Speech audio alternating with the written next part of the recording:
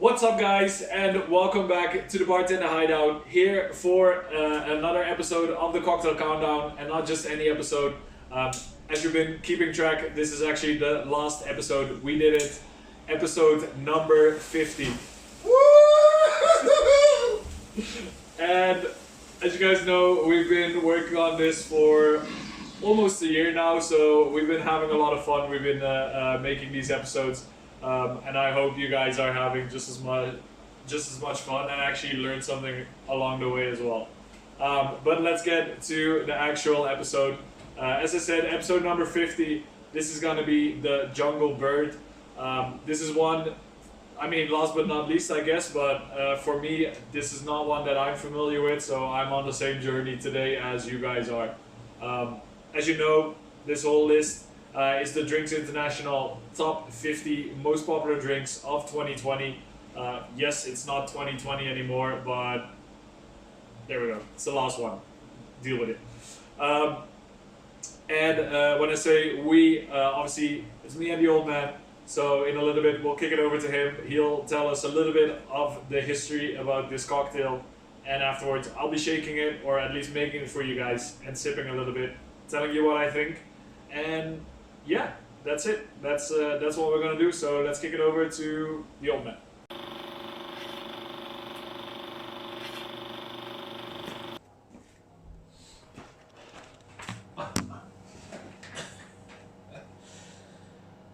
Is this guy done by now or what? So what? 50 cocktails? I just have to keep talking or what? Is like, okay. Let's get this done. Last one. Okay. Something like that. I don't know. Welcome back to Story Time with Uncle Bob. Yep, that's me. So, let's talk about the Jungle Bird today. This was supposedly a welcome drink at the Kuala Lumpur Hilton back in 1973 at their aviary bar, which was obviously in Kuala Lumpur. And supposedly this drink got created by Jeffrey Ong. That is not his full name, but I'll make sure to post his full name on the screen because I'm not going to be saying that name.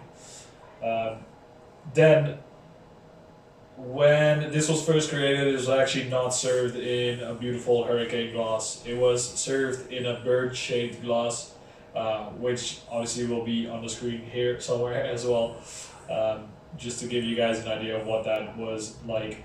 And this drink became an instant hit and actually was around for another couple decades.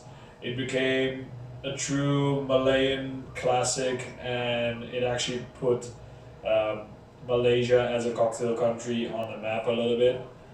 Obviously not as much as some other countries are, say America, say the UK, stuff like that. But Malaysia is still pulling their weight.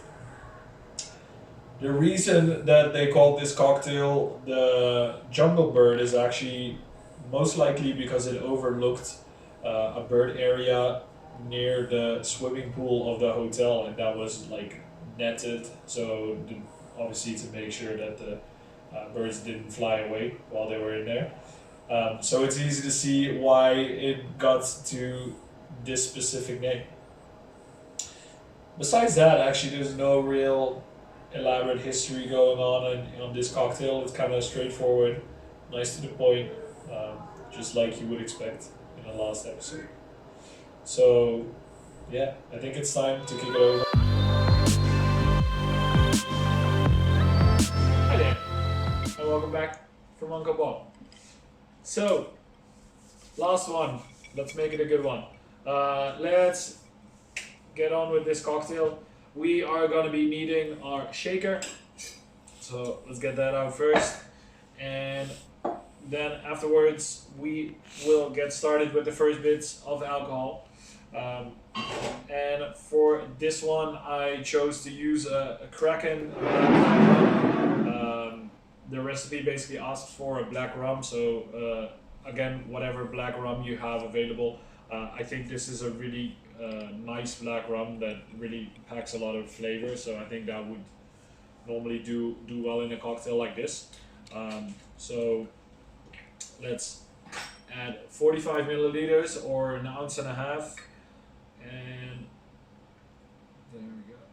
That should be about it. Add that to our shaker, as we do. Then, for our next piece of alcohol, we're actually going to be adding a Campari.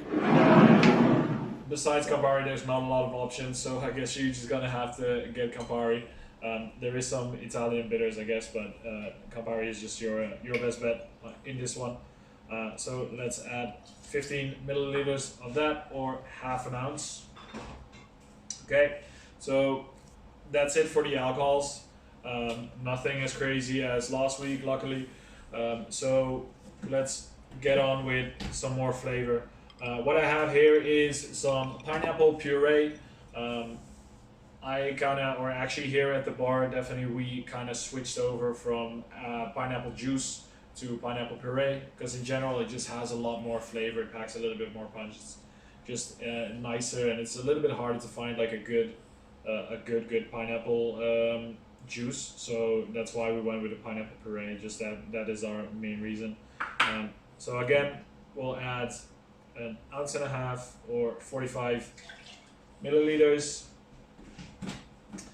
Then we have our trusty lime juice. Again, as you know, fresh lime juice is always better, gives a lot more flavor, or at least gives us the flavor that we want from it, and just does well in a cocktail like this, especially in tiki cocktails, right?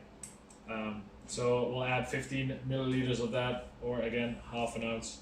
And yeah, then we have one final ingredient, and that is a rich sugar syrup. So we'll just need to add like a little dash or like a hint of it. So we'll go for about 1/4 of an ounce, and then that should be plenty.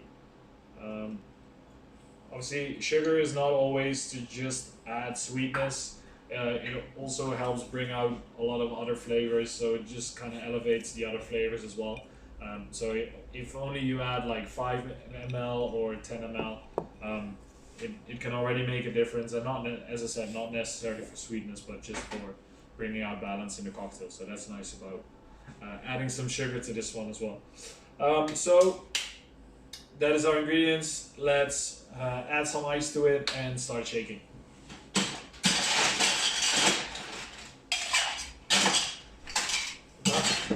Then cap goes on, give it a little tap, and let's shake.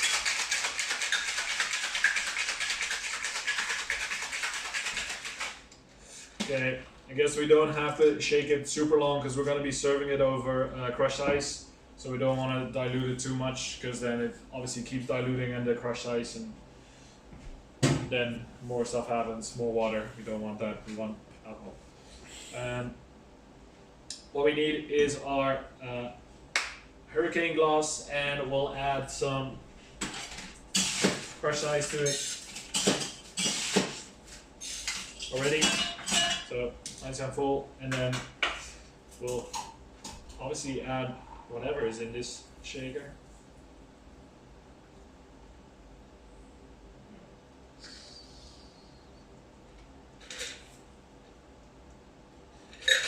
There we go. And then we need to obviously add our little straw, or actually big straw, I guess, when it comes to sizes. Then, as a garnish, you could definitely go the old-fashioned way and go with some pineapple. That is just not available here right now, to be fair. So we'll go with some mint, add that here. And what we do have available, they used to actually garnish this drink with orchids back in Kuala Lumpur. So I thought it might be nice to garnish it with some violas, which is obviously not the same thing, but I guess a flower is a flower in that way. So just to make it look nice, that could definitely work, I think. And to just top it off a little bit, I actually brought something else. Put this to the side, and we have a beautiful little bird cage that our drink should fit in perfectly. So that's it. Just to, and there we go, guys. That is our jungle bird. Okay, so yeah, that's beautiful. So let's give this one a try, shall we? No way, man. You have 49. This one is mine. Well, Let's go for it. yeah, okay, I guess. But you're doing the tasting notes then. Mm.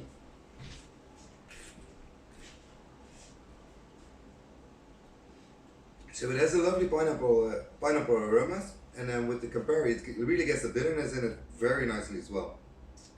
It has not a lot of booziness. It's very fresh. It's very delightful actually. With a bit of sweetness as well. I think it's a very nice cocktail. I think it's not ordered and not very well known because it's quite a new cocktail, but still it has everything a good cocktail needs. So I think this is what to stay. How Yeah. about that? Okay, let's take over from here. No, you get to stay as well. It's the last episode anyway, so we'll close it. We'll close this one off together.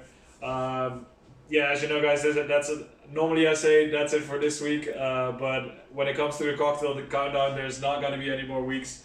We kind of finished it. We did 50 weeks, which if you asked me at the beginning, I would say like no, that's never gonna happen. But I think we did all right. I think we both enjoyed it in the end. So, and I hope you guys enjoyed it as well. That you learned a little bit from me, and in the end from Jan as well. I know we learned a lot along the way. Yeah, especially when it comes down to obviously making these videos. If you compare side by side number 1 and number 50, there's a lot that changed along the way. So maybe we'll get a follow-up video on that where I do that in depth. But yeah, I think as I said, this is going to be the last cocktail countdown. If you have any other ideas for what we can do as a series, what you would like to see, definitely put it in the comments below, because then we can pick that up and try to see if we can make any more good content for you guys. Yeah, it can be whatever way you want. It doesn't have to be a list. It doesn't have to be as I said, just use your imagination. And I think at least when it comes to the cocktail countdown, I guess it's time for us to sign off. So see you whenever. Ciao.